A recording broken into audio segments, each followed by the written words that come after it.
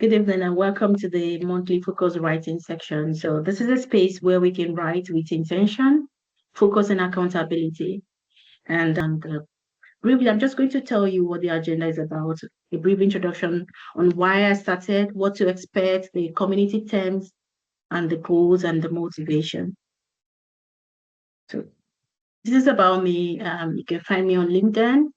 I'm working on the research on AI, and it's the use of AI for small businesses. It's actually the retail sector I'm looking at. So how they can use AI to enhance the operational efficiency. So I'm looking at how they can increase productivity, increase profit, and also reduce costs by the use of AI implementation. Because at this time, the small businesses are not really using it, and some of them are using it, but not for their business operations. So most of them are aware of well, ChatGPT and the rest, but they're not really reaping the benefit from AI. So that's the major reason why I'm going to look into that. And for the retail sector, the reason why I chose the retail sector was because in the UK currently, the last time I checked the statistics, we had the hospitality retail sector and the health sector combined sector together. We only have 21% of them using AI for the small businesses. So it's quite low considering the large number of small businesses we have in the UK. We have over 90% of them. So that's the major motivation for doing a PhD on that to see how these businesses can actually implement AI within their resources constrained environments. And the reason why I started this journey, so I'm a mom of two boys and I also work and I would say the journey is actually not that easy. So combining the work-life balance, before you know it, one is always lacking. Maybe the PhD, you have to leave the PhD and focus on something. So that was the major reason why I find it so difficult to be consistent with my writing. For days that I'm actually consistent with it, I get a lot of productivity. But in the next 1 month, if I'm not careful, I might not even think about my PhD, and with that way, there won't be tangible progress. And I was also looking for a community where we can be accountable to each other and we can focus together. So you have that sense of belonging when you're in a community, you feel you're not alone, despite the fact that we are working on different things, but you're just not alone and we can always help things out. There might be some tips that might be useful for each other. So that's why I thought about starting the initiative. That was why I started initially. And my vision is that writers supporting writers, so we can always show up for each other. We set our goals and we can finish strong. And that's the major aim. So at the end of it all, we have to show our thesis. That's the major reason for our PhD. So without writing, there's no way we can progress. And what to expect? So it's going to be like a structured writing blocks with reflection.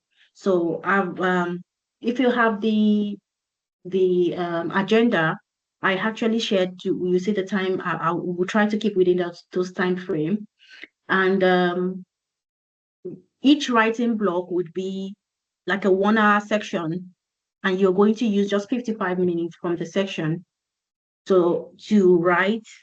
Then the 5 minutes would be to reflect on what you've done against what you actually set for yourself. I know this is like the first section that we are working. It might not really work the way it used to work because you both are just joining, but with time you get to understand what exactly it's about. And accountability through checking. So we just don't do 3 hours or 4 hours of writing. So we have to break it into blocks. At the end of 55 minutes, you see what have I done? Is there any progress and things like that? And it's a safe, distraction-free space for deep focus. So that's why I said we can do it with our phones and we don't go on our social media pages, and those can be distractions to achieving our target for today.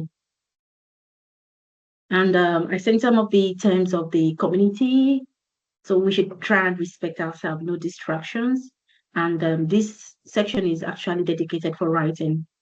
So like I said, I know you might not work the way I planned because this is your first section, but I usually advise you get your materials ready. That's why I like to have it towards the end of the week. You would have been prepared all the articles you've read and your notes, you can just bring them along. And you're just writing for the next 3 hours. And we need to have SMART goals. When I say SMART goals, you have to be specific about what you want to do today. Maybe you're working on an article, or you're writing your chapter 1, or you're writing your proposal. Whatever you're working on, you need to be specific. What are you doing exactly? And it has to be measurable. What do you want to achieve? And something achievable, it has to be realistic. We have to be able to actually do it. Is it relevant? So maybe what you're working on, does it really matter to you at this point? So if you're working on an article, so that should be your priority at this time. Okay, this is what I want to achieve. And it has to be within time. So that's why we have the 55 minutes. And we encourage that we are actually committed. Anytime you said, oh, I will be coming for the section, just know that you're committed for the next 3-4 hours to nothing else. Although we have break, it's not just 3 hours of writing or 4 hours of writing without break, but you're committed to that. And I spoke about the recording notice that I will be recording the section. So this is what the goal settings framework look like. So SMART, we all know SMART, specific, measurable, achievable, relevant, and time bound. So specifically, you need to know what you want to write. Okay, for instance, I'm working on my chapter 1, so that's specific. Measurable, how will you track your progress? Are you going to measure it in terms of pages, in terms of the number of words you're writing, or the sections? So it has to be measurable, what your goals are, and something achievable. Just think about what you can do. You already know your strength. What can you do within the 55 minutes? And the truth is, it doesn't have to be a big goal, something achievable and meaningful. That's what makes sense. If it's only 100 words you can do within 1 hour, that makes sense. 100 words out of 80,000 is still a progress. So don't think it has to be something very big, but just to understand those little progress would amount to something big at the end of the day. And relevant, does it serve as part of your large writing project? So we need to stick to the 55 minutes. So it's time bound. So I'm just going to give you an example of a SMART goal that I just put down. So it could be, I'm writing 300 words for chapter 1. So that's specific. So you're writing the 300 words within the next 55 minutes. And at the end, you should be able to at least deliver 300 words. So that will help you be able to set your goals also. Then we need to motivate each other. We know writing is so hard, but consistency with it makes it easy. Like I said, it's not a matter of the big progress. It's just those little changes, those little habits that become something big at the end of the day. So small steps lead to big progress. So you can see there's just a thin line between can't do and can do. So the T is just that thin line. So when we get focused, we know we'll be able to achieve it. And the good thing is, when it's a community, we can create accountability. Not that I'm going to check what you've done, but at least at the end of each section, we can review, or were you able to achieve your target? And if you don't achieve it, that's absolutely fine. But it's still to encourage each other.